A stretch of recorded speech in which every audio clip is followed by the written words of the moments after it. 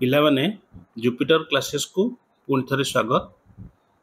तमे माने Odia writing skill विषय रे गोटे वीडियो आनिबा को कहितिलो, सेतिपई समय अभाव सत्वे आमे किछि मेजर पॉइंट तम पई नेकी आसीचु।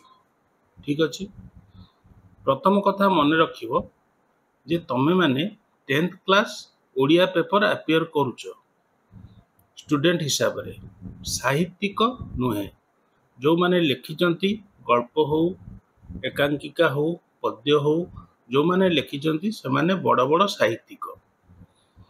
द्वितीय, सहज सरल भाषा रे निजे बुझी परिबा भली आंसर लिखिबो। जो माने आलंकारिक अर्थ देई लिखिबा को इच्छा करूचंती से माने लिखि परिबे, कोनोसी असुविधा नै। किंतु जणे नॉर्मल जो माने वर्तमान पचारचंती जे आमे किछि कवर करिनु, केमिति कवर करिवु कि केमिति लिखिबु, आपण को वीडियो देखि कि सुनी कि आमे केमिति परीक्षा पेपर रे लिखिबु। तो सेमानक पई स्पेशली एक्स्ट्रा लिखिबार किछि भी लाभ नै, ओनली टाइम कंज्यूमिंग। सरल अर्थ रे जेउ पदटी को सरल करिबा को दिया जाइथिबो ताकू लिखिबो। सरल अर्थ माने सरल अर्थ, तेणु तमे जटिल करी लिखिले किछि मूल्य नाही।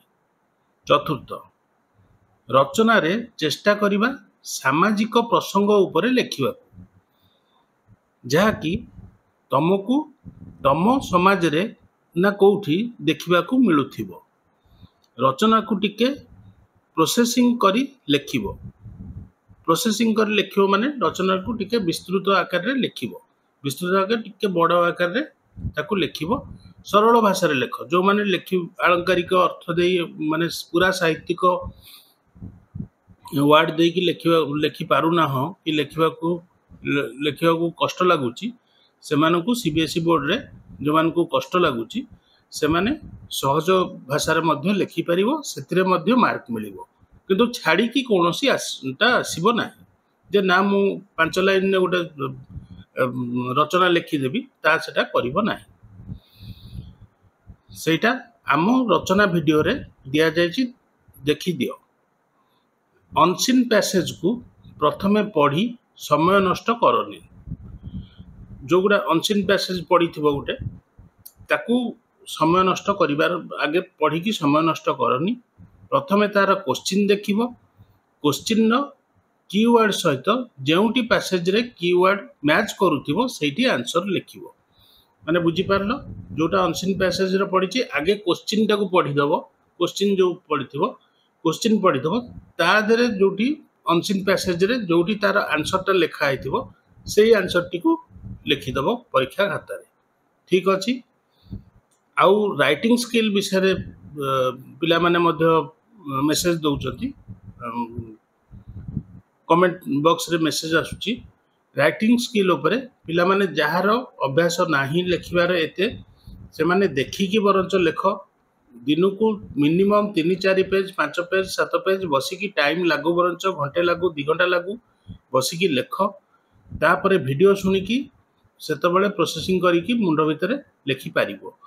किंतु जदि तमे भाबियो जे मु वीडियो देखु देखु लिखिबी, सेटा संभवपर नुहे। तेणु करी देखिकी मध्य काहाको घरे जे गार्डियन अछंती किबा भाई भौणी बड़ भाई भौणी अछंती जे अछंती तांकू कुह जे मते डाक नले 2-4 पेज, 5 पेज, 10 पेज डाक। एई वीडियो रु जहा देखिकी मध्य पीडीएफ दिया है सेतरु देखिकी मध्य डाक। तो से माने डाकंतु तुमको डाकी से माने गोटे लाइन डाकिबे, तमे ताकू लेखा प्रैक्टिस करो। लागू समय वर्तमान भी समय अछि, तमे माने करि परिबो। आउ भलो मध्य बहुत भलो मध्य 75 रु 80 मार्क मध्य आनी परिबो। ठीक अछि। आमर चैनल रे सबु वीडियो गुडी को पडिछि। सरलार्थ क्वेश्चन आंसर पूरा खोजिले सबु विषय रो सरलार्थ क्वेश्चन आंसर एमसीक्यूज सबुर वीडियो अच्छी। सबु वीडियो को जदि थरे थरे भी शुणिकी जीव ताले निहाती तार सबु विषय सारांश पड़ी ताकू मध्य शुण। रचना पड़ी, पत्र लिखन पड़ी, से सबु जिनस शुणी सारा तापर निश्चित भाव में तमें परीक्षा खातर लिखबारे किसी असुविधा हम ना। आउ गोटे कथा हूँ, पिला माने चैनल को सब्सक्राइब कर, कहीं आमर जो बहुत मात्रा रे सब्सक्राइब करके रख कहीं ना आमर आसब सब सैंपल क्वेश्चन आंसर डिस्कशन आसब सैंपल क्वेश्चन आंसर डिस्कशन आसब से तुम नोटिफिकेशन पाइब आउ सैंपल पेपर डिस्कशन में भाग नहीं पार ठीक अच्छे सैंपल पेपर तुम मैंने जापर प्रोबेबल क्वेश्चन कौन आसब ठीक अच्छे धन्यवाद सब्सक्राइब कर पिला माने पढ़ी चलो बेस्ट ऑफ लक धन्यवाद।